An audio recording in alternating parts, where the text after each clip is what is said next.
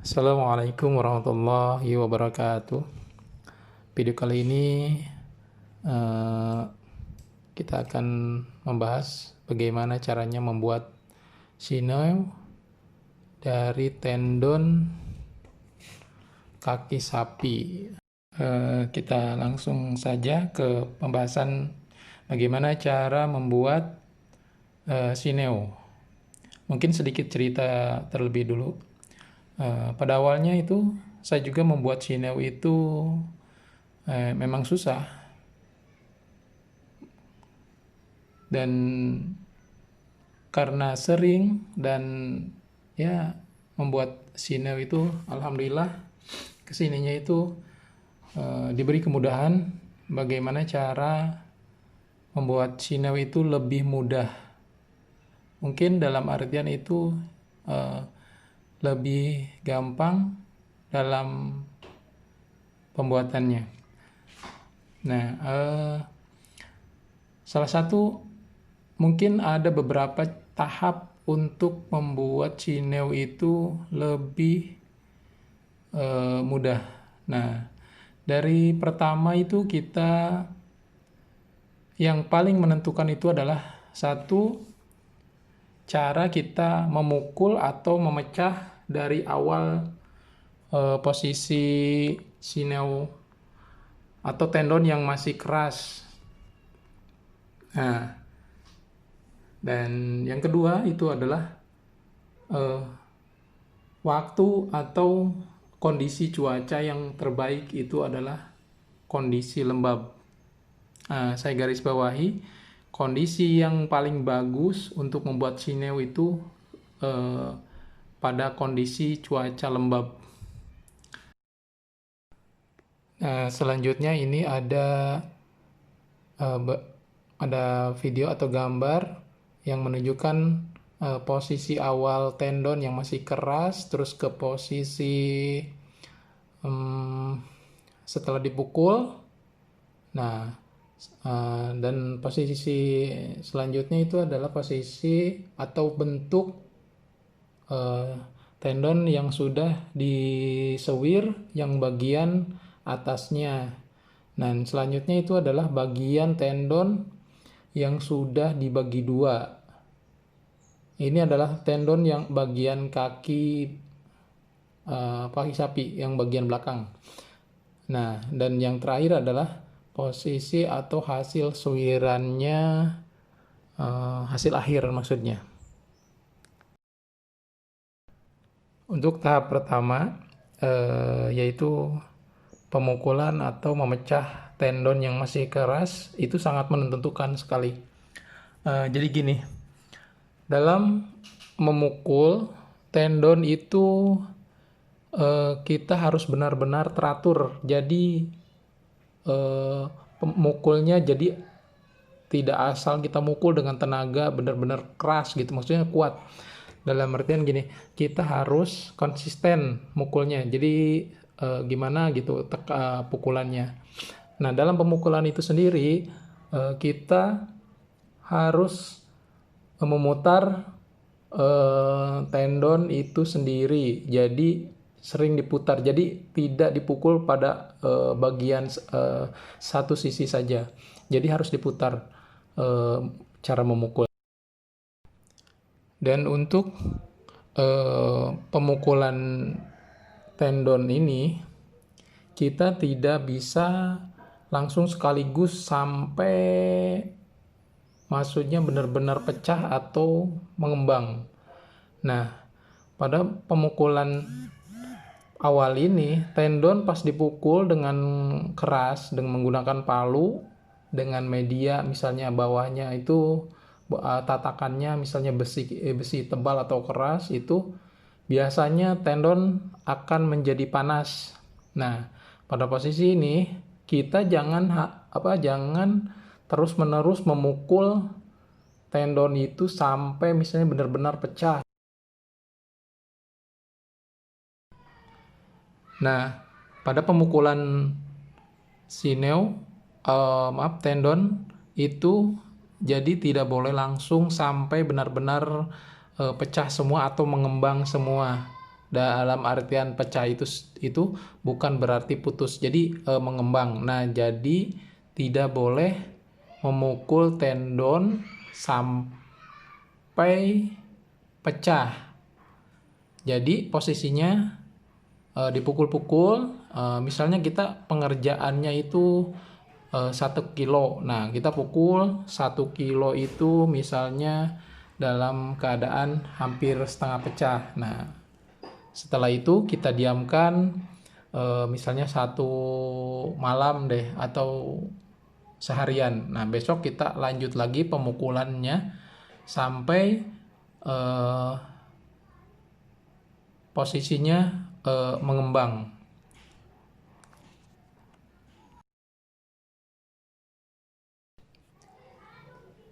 Kita langsung saja pada proses penyuwiran tendon yang sudah dipukul-pukul. Maaf, dalam video ini tidak disertakan video proses atau tahap pemukulan sineo karena saya memukul sineonya itu sama tetangga, jadi tidak sempat merekamnya karena waktu juga. Nah, pada video kali ini jadi yang benar-benar kita perhatikan itu adalah setelah dipukul dan posisinya sudah mengembang, kita harus memperhatikan kondisi cuaca atau keadaan di waktu kapan kita yang bagus atau waktu terbaik untuk mengolah atau menyawir sineo itu sendiri. Nah, dalam hal ini cuaca kita di Indonesia sebenarnya benar-benar cocok banget untuk mengolah sineo karena tingkat kelembaban sangat tinggi di kita. Nah, untuk mengakali misalnya karena di kita itu ada musim itu cuma 2, yaitu musim panas sama musim dingin, musim hujan, maaf. Nah, yang paling cocok itu adalah posisi atau pas musim penghujan. Jadi mengolah sineonya juga lebih enak pas posisi hujan. Jadi kondisinya misalnya ada hujan rintik-rintik, kita sambil suwir sineo itu sineonya akan menjadi lembab. Nah, caranya dimana kita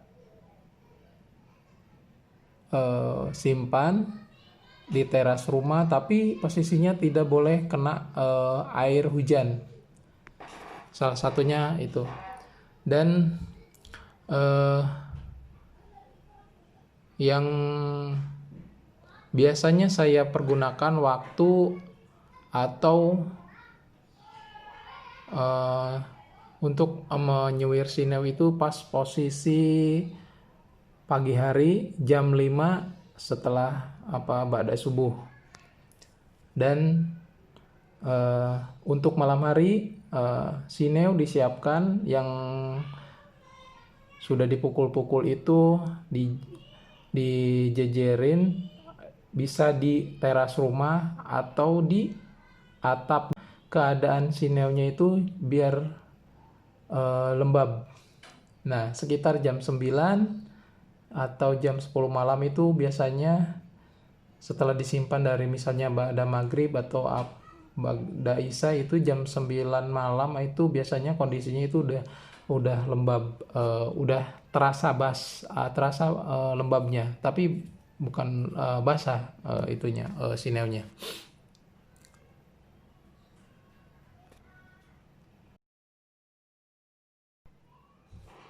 Yang harus diperhatikan pada pas posisi sewir awal adalah kita dahulukan yang bagian panjangnya, dan ada yang bagian bercabang itu tahap selanjutnya atau disewirnya setelah bagian yang panjangnya.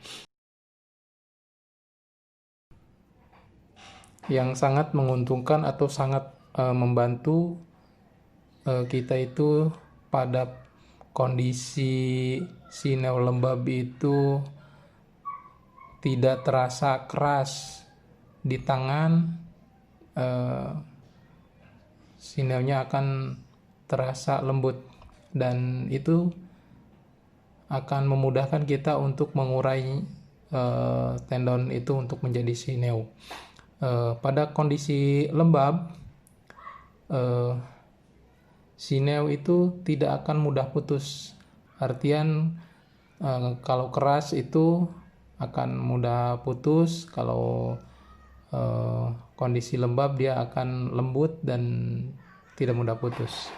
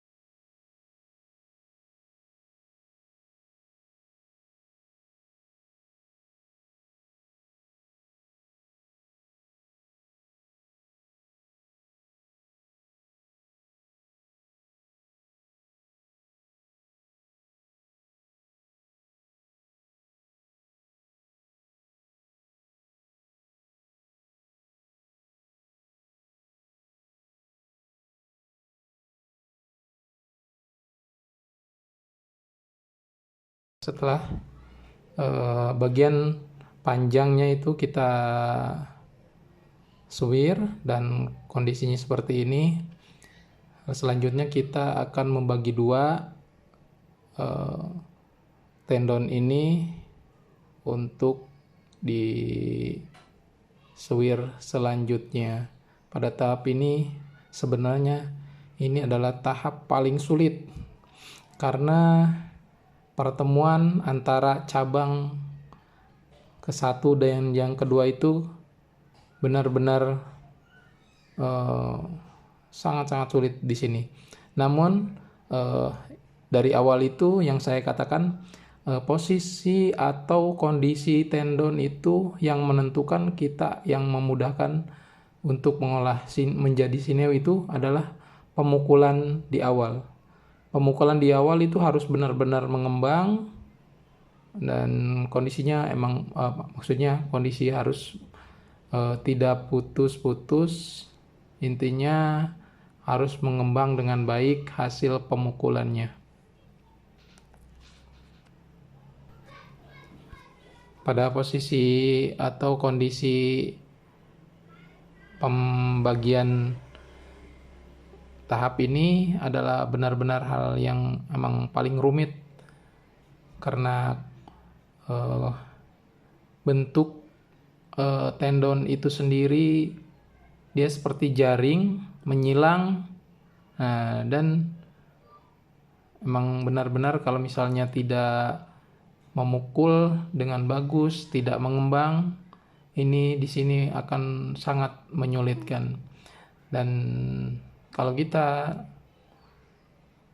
mengolahnya dengan teknik yang benar, memukulnya dengan bagus sampai mengembang, dan pengolahannya pada posisi lembab, insya Allah akan sangat membantu pengolahan pembuatan sineo itu.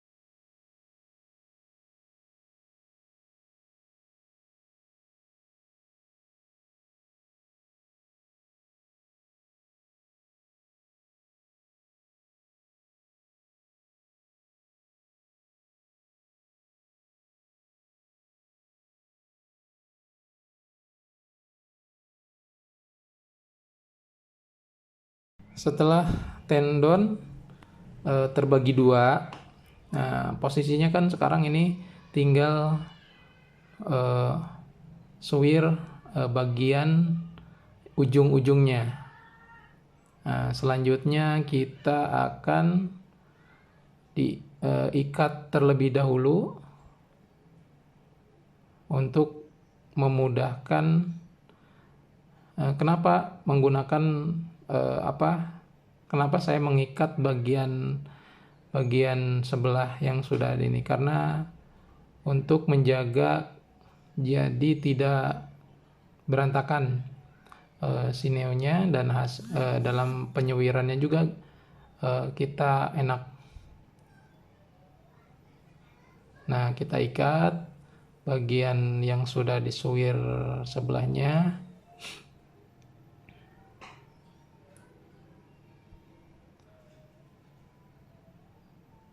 Dan selanjutnya di yang bagian ini bagian sebelahnya kita suwir.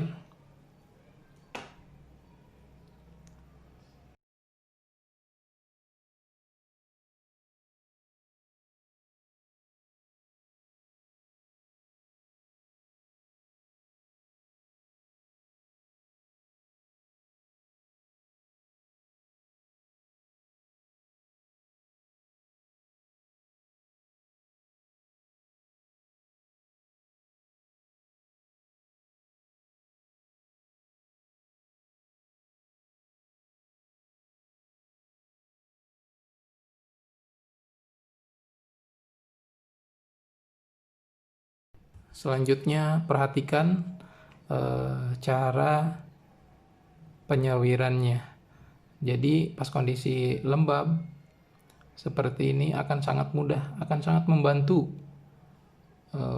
kita dalam pembuatan sineo.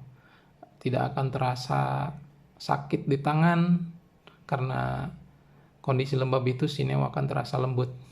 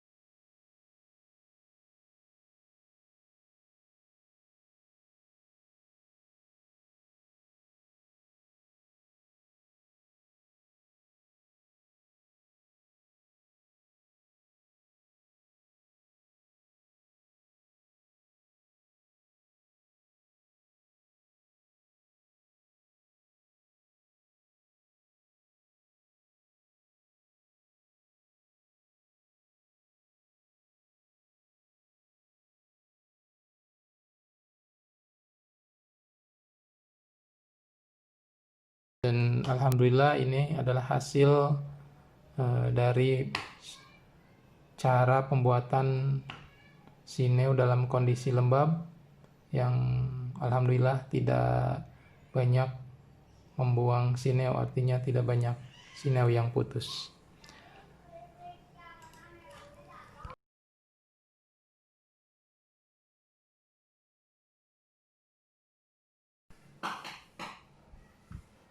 Demikian tutorial atau cara pembuatan sineo dengan metode yang biasa saya gunakan. Mudah-mudahan bisa membantu atau bermanfaat untuk teman-teman semua. Cukup sekian. Assalamualaikum warahmatullahi wabarakatuh.